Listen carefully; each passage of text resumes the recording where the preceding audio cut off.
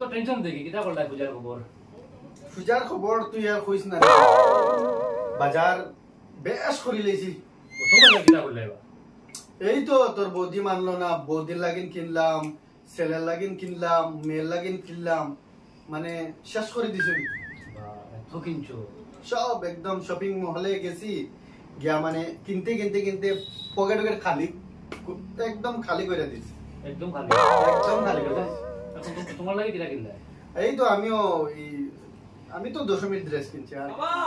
ও বাবা গো কি রে? আমার 10,000 টাকা লাগে হ্যাঁ ওদিকে ওদিকে আয় তো। বল 10,000 টাকা নিয়ে কি করবি একটা পার্সেল এসেছে ওই দেখছিস ওই এগুলো কাণ্ড জ্ঞান অতটা খরচ করছি তারপরে মনে আবার অনলাইন থেকে করতে লাগে আচ্ছা আমাদের সময় তো একটা কাপড় নিলে তো পুরো পুজো হয়ে যেত হ্যাঁ আমরা সময় তো হয়ে যেত এখন ওই ওই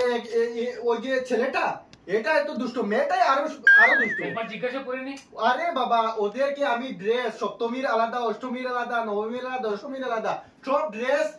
দুটা তিনটা করে ওরা কিনছে বাবা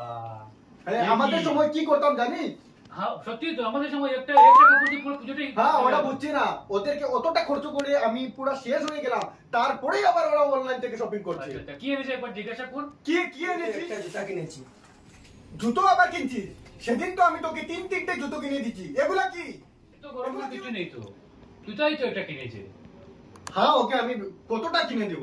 এখন কিনছিস সেটা কার জন্য কিনছিস ওটা আমার জন্য না বাবা ওটা আমার বান্ধবীর জন্য কিনেছি ও মা গো বান্ধবীর জন্য আবার কিনছিস